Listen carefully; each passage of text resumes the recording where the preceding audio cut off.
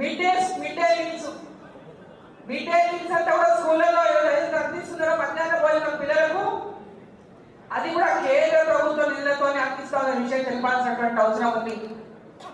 ఇవన్నీ కూడా గ్రామ స్థాయిలో రోజు కూడా ప్రజలు పొందుతున్నటువంటి లబ్ధి ఈ చిన్న చిన్న విషయాలకు తెలుసు. కానీ పెద్ద ఎత్తున హాస్టల్లో భోజనం కానీ, మధ్యాహ్నం స్కూల్లో పిల్లల భోజనం కానీ, వాళ్ళకు యూనిఫామ్లు కానీ, వాళ్ళకు బుక్కులు కానీ, ప్రతి ఒక్కటి కూడా కేంద్ర ప్రభుత్వం ద్వారా అందుతున్నటువంటి సహాయాన్ని మన కార్యకర్తలు ఇంటింటికి తీసుకెళ్లాల్సినటువంటి అవసరం ఉన్నది. అదేవిధంగా గిట్టుబాటు ధరతో రైతుల ధాన్యాన్ని కొనుగోలు చేస్తూ ఉన్నారు. ఒకప్పుడు 2014 కంటే ముందు 1300 ఉన్నటువంటి బియ్యం ఇలా దాదాపు 2400 రైతులు అమ్ముకుంటా ఉన్నారు. ఎంఎస్పీతో కొనుక్కున్నాం అంటే రైతులకు పెద్ద ఎత్తున రూపాయిగా సబ్సిడీ ఇస్తూ ఎరువుల దగ్గర వాళ్ళకు ఆదాయం ఖర్చు తగ్గిస్తూ వాళ్ళు పండించినటువంటి పంటకు మద్దతు ధర ఇచ్చి రైతులను పెద్ద ఎత్తున కేంద్ర ప్రభుత్వం రైతులకు మద్దతు ఇచ్చే విషయాలు తెలిపాల్సినటువంటి అవసరం ఉంది.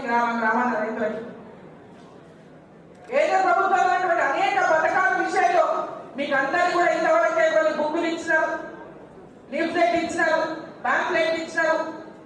కార్యకర్తలందరూ మరొకసారి వాటిని అంతా తీసుకొని గ్రామాల్లో ఇంటింటికి తెలపాల్సినటువంటి అవసరం ఉన్నది.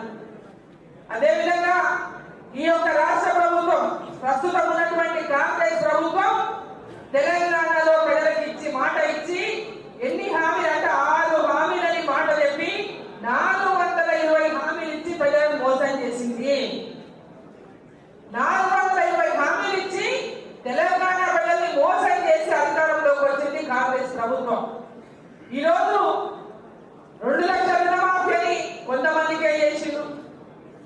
రైతు బంధు 15,000 ఇస్తాం సంవత్సరానికి అని చెప్పి 12,000 చేసి అది కొద్ది మందికే ఇచ్చిండు. రైతు కూలీలకు సంవత్సరానికి 15,000 అన్నారు. ఇప్పటిదాకా 12,000 మాట కూడా ఎవరికి లేదు. కౌలు రైతులకు 15,000 ఇస్తామన్నారు ఎకరాకి, ఎక్కడ కూడా కౌలు రైతులకు ఇప్పటిదాకా ఇవ్వలేదు.